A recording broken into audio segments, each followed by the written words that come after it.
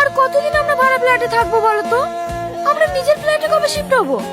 আরে এত তাড়া কিসের? এই ফ্ল্যাটে কি ভালোবাসা কম পাচ্ছ নাকি? দিদি, আমার সব কাজ হয়ে গেল, আমি বাড়ি গেলাম।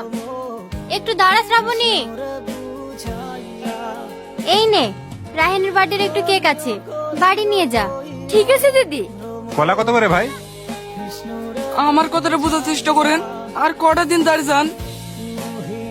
তোকে কতবার বলেছি ব্যবসার কাছে আইবি নি? তুই শুধু পড়াশোনায় ধ্যান দে। যা বস। তো তোমার হেল্পই করছিল, উহা বকার কি আছে?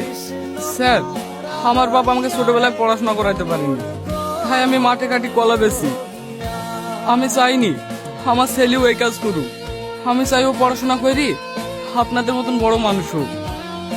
হে তো বাবু, হে তোর লেগে কি লিখতে দেখ। কিরে মারা কেক? এলেন কত হলো? 60 টাকা।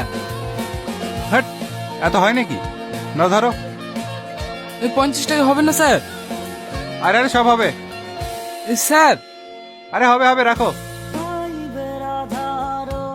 এলে বাবু। আমার নতুন ব্যাগ। হ্যাঁ হ্যাঁ, আমি যখন স্কুলে ভর্তি হবো সেই ব্যাগ তুলে যাবো। হ্যাঁ হ্যাঁ যাস এখন পড়িলে। স্যার ভালো কলা আছে, কলা নেবেন? 50 টাকা রোজ দেবো।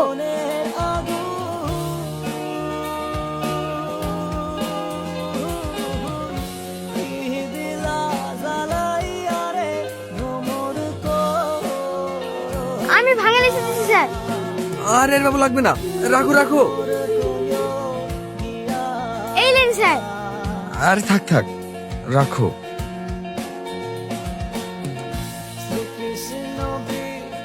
দিদি, আমি হয়তো আপনার স্বামীকে ফিরিয়ে দিতে পারবো না, কিন্তু কষ্টটা তো ভাগ করে নিতে পারবো।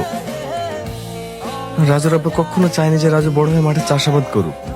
সে চাইতো তার ছেলে পড়াশোনা করে অনেক বড় জায়গায় পৌঁছাক, মানুষের মতো মানুষ হোক। আমরা শুধু আপনার সাহায্য করতে চাই।